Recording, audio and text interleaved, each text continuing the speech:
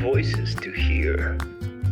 Hello, everyone, and welcome to Voices to Hear, a podcast where we talk about topics that really matter. My name is Cassandre, and today I'm joined by a very special guest, psychologist Kadir Mehmed. In this episode, we will be talking about a subject that affects every single one of us, mental health. We will explore what it really means, why it is so important, and how we can all take small steps to take better care of our minds. Kadir, can you tell us what inspired you to study psychology?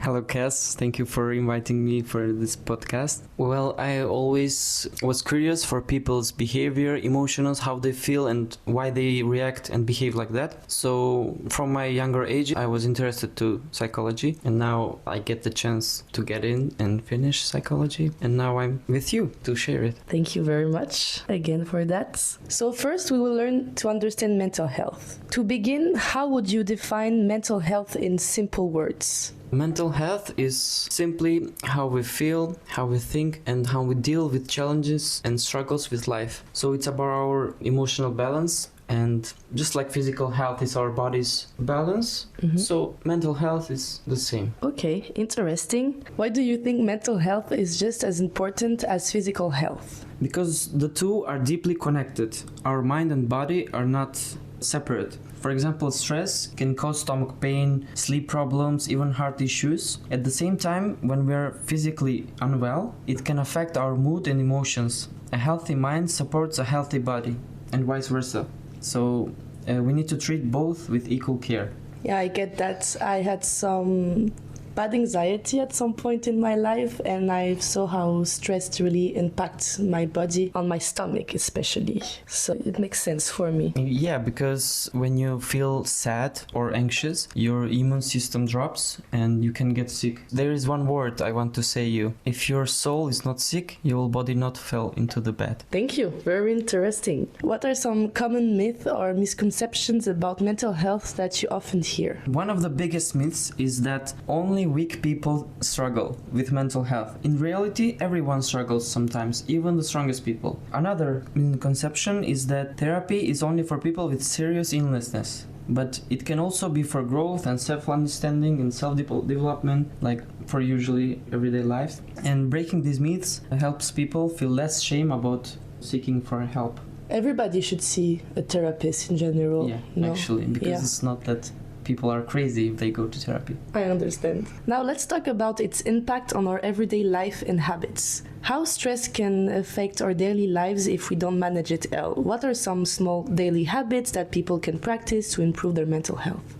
Unmanaged stress can sneak into every part of life. Our sleep, our relationships, our work, and even podcasts like this. But thanks to you, it's like more relaxed than stressful. Thank you. Over time, it drains our energy and makes it harder to focus. That's why small daily habits are so important, like taking a deep breath for a minute or taking a short walk. Even a walk is like enough, and talking with someone you trust. And these small actions build resilience and keep stress from piling up. Yeah, I've heard about that famous mental health walk. I think we all did it once. Like the breath and walk.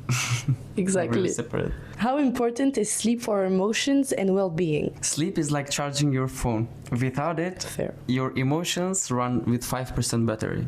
So when you are sleepless, you are less focused, you are more irritable, and even small problems feel overwhelming. So good sleep helps regulate our mood and gives us the energy to handle life's challenges. It's one of the simplest but most powerful thing that we can do for our mental health care.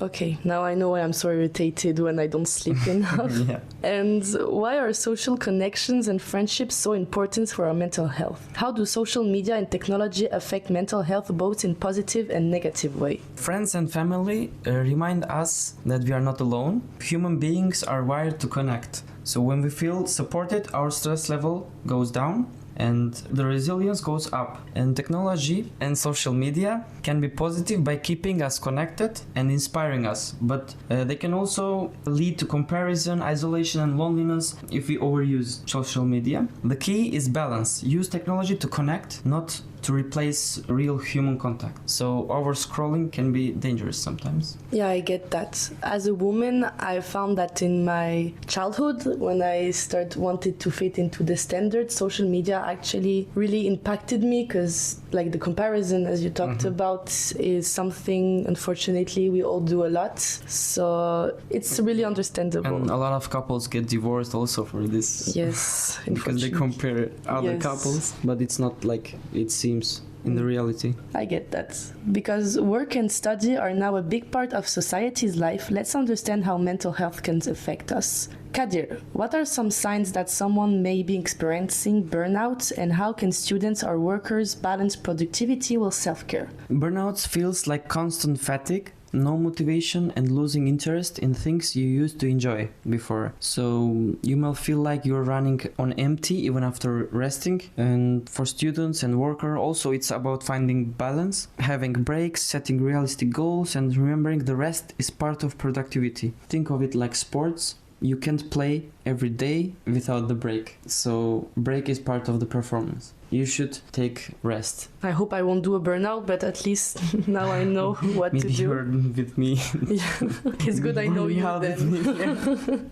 Now that we talked about the effects of mental health, let's understand why and how we can cope and support it. How can a person know when it is time to seek professional help?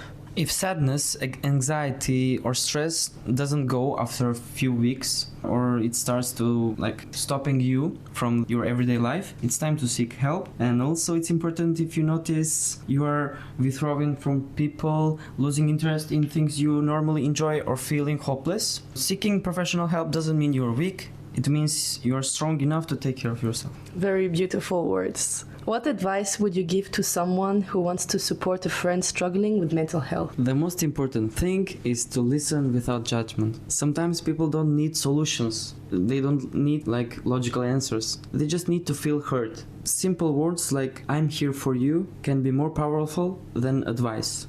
And if they need more support, gently encourage them to talk to a professional, and just being present and consistent can make huge difference. If I can give an example from my past experiences, I will say when I broke up with my ex-girlfriend, I had a bad period, and my best friend, of course, my listener, he just listened to me for hours, 3-4 hours. And I don't remember what I was telling him, probably everything. And in the end, I cried a little bit, but I was feeling so good. And he didn't say nothing. He just listened to me. He was not giving any logical or non-logical anything. Sometimes really it's like being there and just listening is relieving for the other person. Helping to get it out of the mind. Yeah, exactly. Okay, interesting. So to finish, what message would you like to share with anyone listening who might be struggling right now? You're not alone, and struggling doesn't mean you're failing. Life can feel heavy, but small steps forward